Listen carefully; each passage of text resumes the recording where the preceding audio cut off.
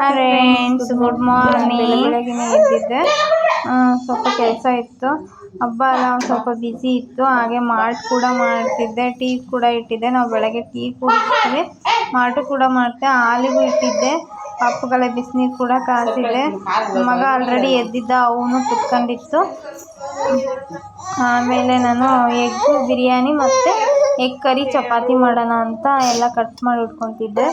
ಬೇಗವ ನಿಮಗೂ ತೋರಿಸೋಣ ಅಂತ ವಿಡಿಯೋ ಸ್ಟಾರ್ಟ್ ಮಾಡಿಕೊಂಡೆ. ಅದು ಯಾವ ಥರ ಮಾಡ್ತೀನಿ ಏನು ಅನ್ನೋದನ್ನು ತೋರಿಸೋಣ ಅಂತ. ಫಸ್ಟ್ ಈರುಳ್ಳಿ ಎಲ್ಲ ಕಟ್ ಮಾಡ್ಕೊತಿದ್ದೆ. ಈರುಳ್ಳಿ ಎಲ್ಲ ಆಲ್ರೆಡಿ ಸಿಪ್ಪೆ ಎಲ್ಲ ಬಿಡಿಸಿದ್ದೆ.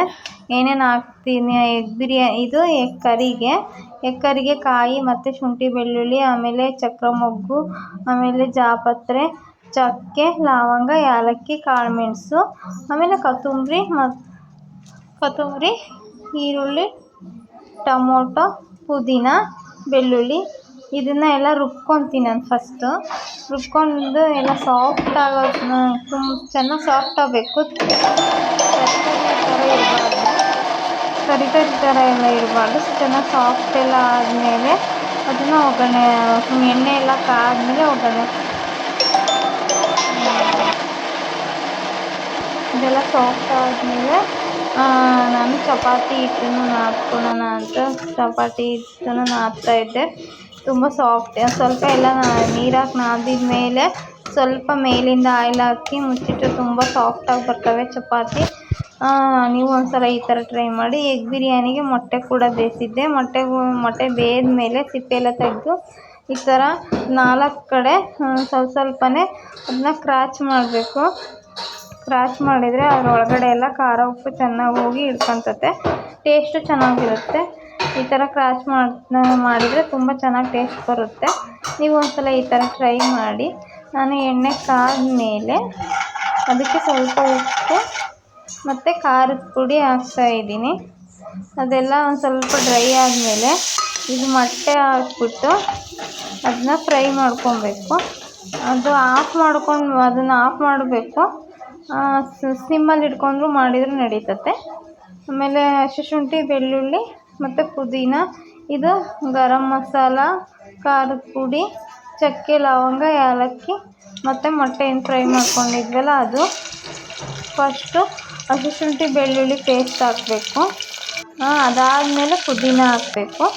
ಪುದೀನ ಆದಮೇಲೆ ಏನು ಓಲ್ಡ್ ಮಸಾಲ, ಗರಂ ಮಸಾಲ ಇಟ್ಕೊಂಡಿದ್ವಲ್ಲ ಅವನ್ನ ಹಾಕಬೇಕು. ಚಕ್ಕೆ, ಲವಂಗ, ಏಲಕ್ಕಿ, ಆಮೇಲೆ ಟೊಮೊಟೊ ಹಾಕಬೇಕು.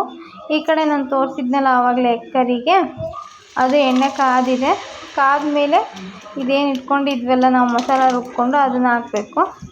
ಅದೆಲ್ಲ ನೀಟಾಗಿ ಮಿಕ್ಸ್ ಮಾಡಿಕೊಂಡು ಚೆನ್ನಾಗಿ ಕುದ್ಮೇಲೆ ಈ ಕಡೆ ಬಿರಿಯಾನಿಗೂ ಸಾಫ್ಟ್ ಆಗಿದೆ. ಸಾಫ್ಟ್ ಆದಮೇಲೆ ಏನು ಗರಂ ಮಸಾಲ ಮತ್ತು ಅರಿಶಿನ ಪುಡಿ, ಧನಿಯಾ ಪುಡಿ, ಖಾರದ ಪುಡಿ ಇಟ್ಕೊಂಡಿದ್ವಲ್ಲ ಅದನ್ನು ಹಾಕಬೇಕು. ಅದೆಲ್ಲ ಎಣ್ಣೆಲೆಲ್ಲ ನೀಟಾಗಿ ಫ್ರೈ ಆಗಬೇಕು. ಚೆನ್ನಾಗಿ ಎಣ್ಣೆ ಬಿಟ್ಟ ಮೇಲೆ ಅದಕ್ಕೆ ನೀರು ಹಾಕ್ಬೇಕು. ನೋಡಿ, ಎಣ್ಣೆ ಎಲ್ಲ ಎಷ್ಟು ಚೆನ್ನಾಗಿ ಬಿಟ್ಟಿದೆ, ನಿಮ್ಗೆ ಕಾಣ್ತಾ ಇದೆ ಅಂದ್ಕೊತೀನಿ. ಎಲ್ಲ ನೀಟಾಗಿ ಎಣ್ಣೆ ಎಲ್ಲ ಬಿಟ್ಟಿದೆ. ಈ ಕಡೆಯೂ ಎಣ್ಣೆ ಎಲ್ಲ ಬಿಟ್ಟ ಮೇಲೆ ಖಾರದ ಪುಡಿ ಮತ್ತು ಧನಿಯಾ ಪುಡಿ ಹಾಕ್ತಾಯಿದ್ದೀನಿ. ನೀಟಾಗೆಲ್ಲ ಮಿಕ್ಸ್ ಮಾಡ್ಕೊಬೇಕು. ಎಣ್ಣೆ ಎಲ್ಲ ಇದು ನಾವೇನು ರುಬ್ಕೊಂಡಿದ್ವಲ್ಲ ಅದನ್ನ ಒಂದೊಂದು ಎಗ್ನ ಬಟ್ಲಲ್ಲಿ ಹಾಕ್ಕೊಂಡು ಹೊಡೆದು ಅದರಲ್ಲಿ ಹಾಕಿ ಎಗ್ಗೆಲ್ಲ ಬಿಟ್ಟ ಮೇಲೆ ಸ್ವಲ್ಪ ಹಾಗೆ ಮುಚ್ಚಿ ಚಿಕ್ಕ ಊರಲ್ಲಿ ಇಡಬೇಕು. ಈ ಕಡೆ ನೀರು ಮತ್ತು ಎಗ್ಗು ಹಾಕಿ ಕುದಿ ಬಂದಮೇಲೆ ಅಕ್ಕಿ ಕೂಡ ಹಾಕಿ 3 ವಿಷಲ್ ಹಾಕ್ಸ್ಕೊಬೇಕು. ನಾನು ನೀರು ಮತ್ತು ಎಗ್ಗು ಹಾಕಿದ್ದೆ, ಕುದಿ ಬಂತು. ಈ ಕಡೆ ಮತ್ತು ಎಗ್ ಕರಿನೂ ತುಂಬ ಚೆನ್ನಾಗಾಗಿತ್ತು. ಆಮೇಲೆ ಚಪಾತಿ ಕೂಡ ಮಾಡೋಕ್ಕೆ ಇಟ್ಕೊಳ್ಳೋಣ ಅಂತ ಎಲ್ಲ ರೆಡಿ ಮಾಡಿ ಇಟ್ಕೊಂಡಿದ್ದೆ. ನೋಡಿ, ಎಗ್ ಬಿರಿಯಾನಿನೂ ಆಗಿತ್ತು. ತುಂಬ ಚೆನ್ನಾಗಿ ಉದ್ರಾಗಿ ಬಂದಿತ್ತು. ತುಂಬ ಟೇಸ್ಟಿಯಾಗಿರುತ್ತೆ. ಒಂದು ಸಲ ಟ್ರೈ ಮಾಡಿ ಈ ಥರ ಎಗ್ ಬಿರಿಯಾನಿ. ತುಂಬ ಚೆನ್ನಾಗಿ ಬಂದಿತ್ತು, ತುಂಬ ಟೇಸ್ಟಿ ಇತ್ತು. ನಮ್ಮ ಮನೆಯಲ್ಲೆಲ್ಲ ತುಂಬ ಟೇಸ್ಟಿಯಾಗಿದೆ, ತುಂಬ ಚೆನ್ನಾಗಿದೆ ಅಂತ ಇದ್ದರು. ಒಂದು ಸಲ ನೀವು ಈ ಥರ ಟ್ರೈ ಮಾಡಿ ನೋಡಿ, ತುಂಬ ಚೆನ್ನಾಗಿರುತ್ತೆ. ಆಮೇಲೆ ನಾನು ಚಪಾತಿನೂ ಬೇಯಿಸ್ಕೊಂಡೆ. ಎಗ್ ಕರಿ ಜೊತೆಗೆ ಚಪಾತಿ ಮತ್ತು ಎಗ್ ಬಿರಿಯಾನಿ ತುಂಬ ಟೇಸ್ಟಿಯಾಗಿತ್ತು. ನೀವು ಒಂದ್ಸಲ ಈ ಥರ ಟ್ರೈ ಮಾಡಿ ಫ್ರೆಂಡ್ಸ್, ತುಂಬ ಚೆನ್ನಾಗಿರುತ್ತೆ. ಹಾಗೆ ನಾವು ಮಾರ್ಕೆಟಿಗೂ ಕೂಡ ಹೋದ್ವಿ ಗ್ರೋಸರಿ ಶಾಪಿಂಗಿಗೆ. ಗ್ರೋಸರಿ ಶಾಪಿಂಗಿಗೆ. ಹಾಗೆ ಅಲ್ಲಿ ಜಿಲಾಬಿ ಮಾಡ್ತಾಯಿದ್ರು ಫ್ರೆಶ್ ಆಗಿ. ನನ್ನ ಮಗಳು ಮಮ್ಮಿ ತಕ್ಕಂದ್ರು. ಆಮೇಲೆ ಹಾಲು ಬೇಕಿತ್ತು. ನಾವು ಇದನ್ನು ಹಾಲು ಒಂದು 2 ಲೀಟ್ರ್ ತಗೊಂಬರ್ತೀವಿ. ಪಾಪುಗೂ ಬೇಕಲ್ಲ, ಮಾಲ್ಟಿಗೂ ಬೇಕಲ್ಲ, ಹಂಗಾಗಿ ಆಮೇಲೆ ಗ್ರೋಸರಿ ಶಾಪಿಂಗ್ ಮಾಡ್ಕೊಂಡ್ವಿ. ಮಕ್ಕಳಿಗೆ ಬಿಸ್ಕೆಟು, ಆಮೇಲೆ ಬಾದಾಮ್ ಪೌಡ್ರು,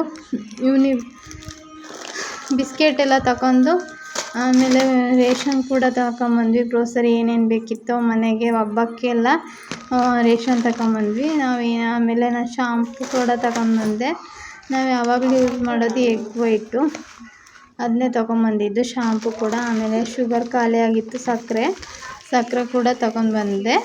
ಅದಾದಮೇಲೆ ಕಡಲೆಬೇಳೆ ಇದು ಅರ್ಧ ಕಿಲೋ ಇದೆ. ಅದಾದಮೇಲೆ ಹೆಸರುಬೇಳೆನೂ ಅರ್ಧ ಕಿಲೋ ಇದೆ. ನಾವು ಮಂತ್ಲಿ ಗ್ರೋಸರಿ ತಗೊತೀವಿ. ಇದು ಕಡಲೆಕಾಳು ಅರ್ಧ kg ಇದೆ. 100 ಗ್ರಾಮ್ ಇದೆ, 200 ಗ್ರಾಮ್ ಇದೆ, 200 ಗ್ರಾಮ್ ಬಾದಾಮು, 200 ಗ್ರಾಮ್ ದ್ರಾಕ್ಷಿ, ಗೋಡಂಬಿ, ಆಮೇಲೆ ಬತ್ತಿ, ಅದು ದೀಪಕ್ಕೆ ಬೇಕಿತ್ತು. ಆಮೇಲೆ ಚಿರೋಟಿ ರವೆ, ಇದು ಚಿಕ್ಕ ರವೆ ಬರುತ್ತಲ್ಲ ಅದದು.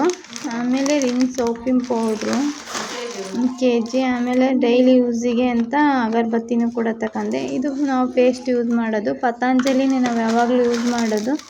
ಆಮೇಲೆ ಅಗರಬತ್ತಿ ಕೂಡ ತಗೊಂಡೆ 2 ಪ್ಯಾಕು. ಇದು ರುಚಿಗೋಲ್ಡು, ಕುಕ್ಕಿಂಗಿಗಲ್ಲ, ದೀಪಕ್ಕೆ ಆಯಿಲು. ಆಮೇಲೆ ಇದು ತೊಗರಿಬೇಳೆ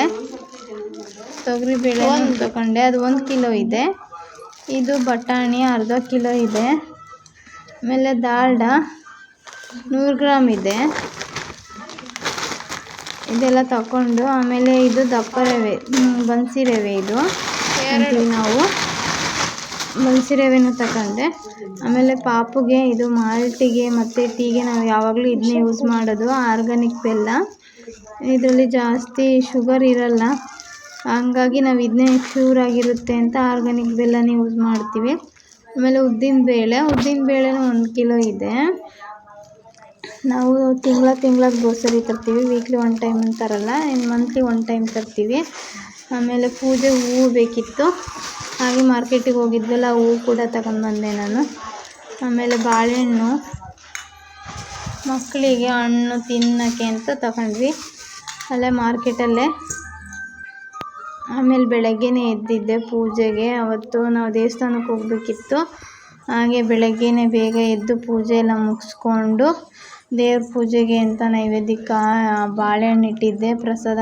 ಆಮೇಲೆ ನಾನು ನೈವೇದ್ಯಕ್ಕೆ ಇದನ್ನು ಮಾಡಿದೆ, ಇದು ಕೇಸರಿ ಭಾತ. ಅದು ಫುಲ್ ವೀಡಿಯೋ ತೋರ್ಸೋಕ್ಕೆ ಆಗಲಿಲ್ಲ ನನಗೆ, ತುಂಬ ಅರ್ಜೆಂಟ್ ಇತ್ತು, ಟೈಮ್ ಕೂಡ ಆಗಿಬಿಟ್ಟಿತ್ತು. ನಾವು ಆಮೇಲೆ ಬಸ್ ಸ್ಟ್ಯಾಂಡಿಗೂ ಕೂಡ ಬಂದ್ವಿ. 8 ಗಂಟೆಗೆ ಆಲ್ರೆಡಿ ಬಸ್ ಸ್ಟ್ಯಾಂಡಲ್ಲಿ ಇದ್ವಿ, 8 ಗಂಟೆಗೆ ಬಸ್ ಬರುತ್ತೆ ಅಂತ ಅಲ್ಲಿ ಬಸ್ಸಿಗೆ ಕೂಡ ವೆಯ್ಟ್ ಮಾಡ್ತಿದ್ವಿ. ಆಮೇಲೆ ದೇವಸ್ಥಾನಕ್ಕೂ ಬಂದ್ವಿ. ನೋಡಿ, ದೇವ್ರ ದರ್ಶನ ನೀವು ಕೂಡ ಒಂದ್ಸಲ ಮಾಡ್ಕೊಳ್ರಿ. C in the next vlog. ನನ್ನ ಚಾನಲ್ ಸಬ್ಸ್ಕ್ರೈಬ್ ಮಾಡ್ಕೊ.